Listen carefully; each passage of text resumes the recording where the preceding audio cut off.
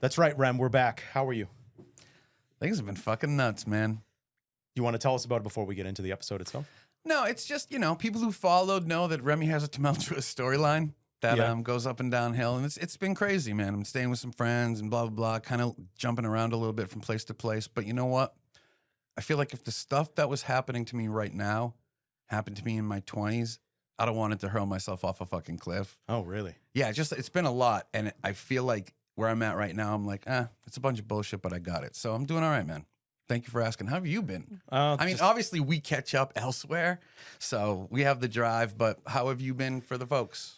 So people who have heard, they hear me talk about it a little bit, that just work, dealing with work. Yeah. Work is mixed bag sometimes. Just trying to get used to that, but hanging in there. Good. I missed you, brother. I know. We've been trying to do this episode here right now for a long time. Mm-hmm. And what I mean by that, everybody, is about a month and a half ago, Remy and I went to the movies again. We did. And unlike with Evil Dead Rise, where we had a fantastic experience, Wonderful. We had the opposite experience with this for multiple reasons. Multiple. Yeah, it was... So that's what we're going to talk about. It was jarring, in a word. For many reasons. Yeah. So what we're going to do is we're going to focus on that today. We're going to focus on our experience. And what movie did we go see? We unfortunately went to see the Flashpoint, or whatever the fuck it's called right now. We saw the most recent Flash film because of Michael Keaton as Batman. We're old, and it was a big driving force. I'm not going to lie. It was a big driving force. And in hindsight, this is the first part where I took a misstep because I knew that Enter the Spider-Verse 2 was in the theater at the time. Mm-hmm. I think Enter the Spider-Verse, the first movie, is one of the most amazing animated movies I've ever seen. And I was bummed I didn't see it in the theater. So the fact that I knew it was out and got seduced by the Michael Keaton thing, which is why they did it, and I asked you specifically if you wanted to see it, I am so bummed now that I've watched the new Spider-Man that I chose Flash. Well, he was at least a reason to see it. Yeah, no, it was. Michael Keaton was a reason to see it. Spoiler alert. It's been out for almost 2 months now. It's released now at home, I think. He was a reason to see it. If anything else, he was a reason to see it. No, and easily the best part of the film, hands down. The scenes with him, we're not going to spoil anything. He's back, blah, blah, blah. And they do some weird shit. Like, do you have any issues if I say spoilers? Because no one's going to give a fuck. We didn't like our experience with the movie, so spoil away. Fuck it. But like, and at the end of the most recent Flash film, in the DC universe, George Clooney is Batman again. Ugh. Yeah, like, wow. Like, I laughed because it was such a ballsy thing to do. But anyway, it's a movie. He runs through time, tries to fix everything, fucks everything up. We see Michael Keaton Batman, who's phenomenal, though. The first scene when they break into Wayne Manor and he's just beating the fuck out of the two Flashes. Well, we've seen that before. It's the butterfly effect. Yeah. Underrated movie for Ashton Kutcher. I love that film. Most people would have been... I know in 2003, people were like, oh, Kelso's doing this, but it was actually a good movie. Dark as hell. Yes. But so anyway, we're getting the cart before the horse. A messy film, a loud film, a constant film. But we were more taken aback by the 30 minutes preceding the film. Do you want to talk about that a little bit? Absolutely. So first things first is when you come into a movie theater, what are you going to do? You are going to sit down. And in modern day movie theaters, you're going to be bombarded like it's TV, and you're just going to be bombarded with commercials and all that. But something happened before that, Rem. Yeah. Because somebody really, really upset you. Oh, I made us get up. Yes. Rem made us move from our seats that were assigned seats that we picked online before we even went in the movie theater. Imagine an empty theater, okay? With 10 people sporadically placed. Imagine, for some fucking reason, a couple coming and picking the two seats right next to you. I'm not sharing an armrest, bitch. I was so annoyed. I'm sorry if that was off-putting to you at the time.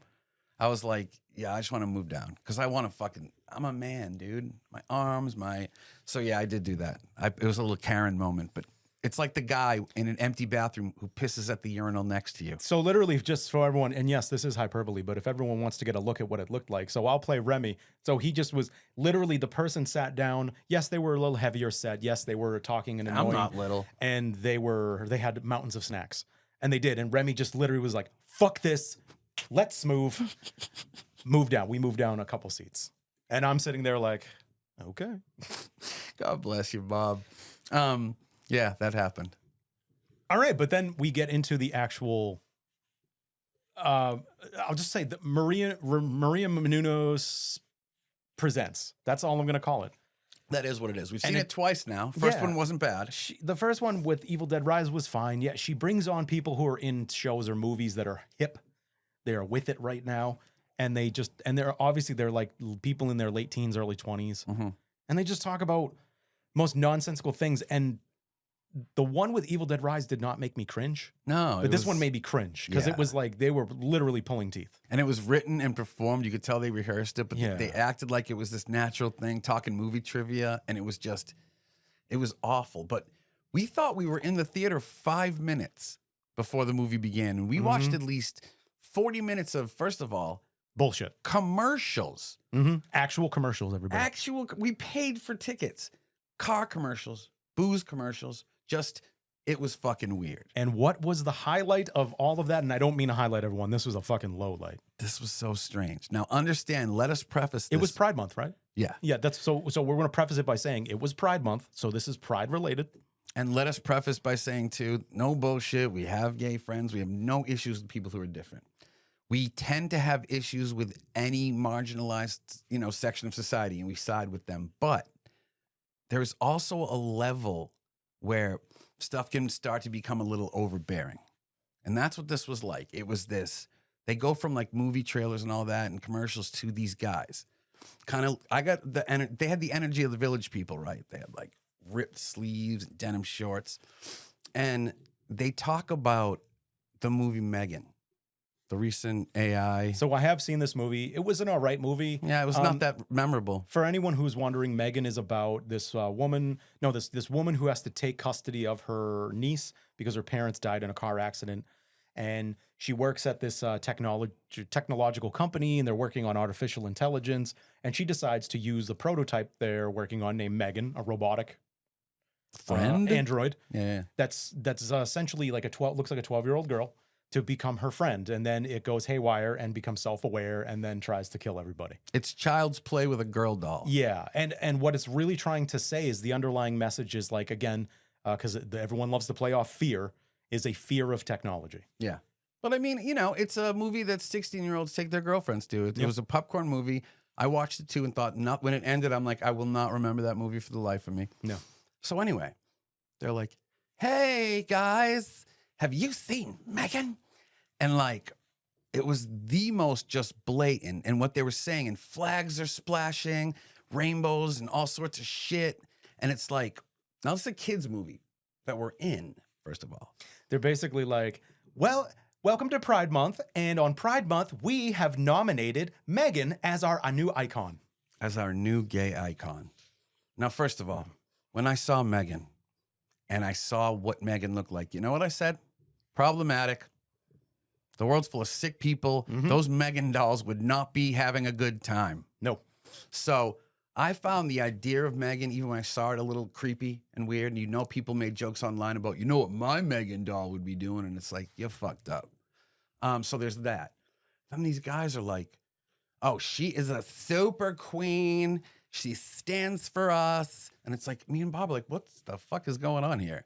And then they talk about like the dance moment in the movie, which was made so that it would go viral on TikTok. It had no agenda. The guy's like, you could tell when she was doing Beyonce, she was doing it for the gays. And like they're saying slay queen and stuff. And I'm like, this is still just a little fucking girl.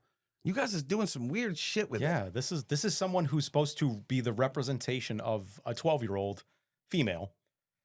And then it turns out that they're a killer robot. Yeah, and you guys but it's like, go queen. And I don't get bothered by shit too much. And me and Bob were just like, that was a fucking lot. Yeah. At most, you would see someone like me roll my eyes. Yeah. And Rem saw me literally like rolling my eyes, or he literally would see me like look over, pan over to him to be like, I'm like, and it's going on. It went on for like 6 minutes. Yeah. And my big issue with that, again, it's not with the communities. It's not with people advocating for themselves.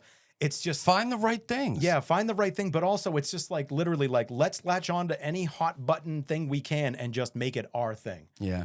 And it's like, dude, I just came here for a goddamn fucking movie. A comic book movie too. Can I get a break? Does that? And I always wonder, is like, is that overwhelming to kids who are there with their parents to watch The Flash? And it's just like, hey, sisters. I think a child would get the wrong message from that if that was the first time they saw Meagan. Yeah. And then they went and saw Meagan. I think their takeaway would be wrong. Like they would have an opposite effect. Oh, so these people who I think maybe it's a child who's questioning themselves, and maybe so they're saying that I should be a killer robot. And I know I'm over the top there, but what I mean is maybe they're saying I should be like plastic. I should be I should be all these things. I should be callous and performative. Yeah, and performative. Yeah. So I mean that and when you pay $22, Bob took me, by the way, good man. Things have been tough. Love you, brother. You don't think you're paying to see ads, especially ads that have agendas, I think. No.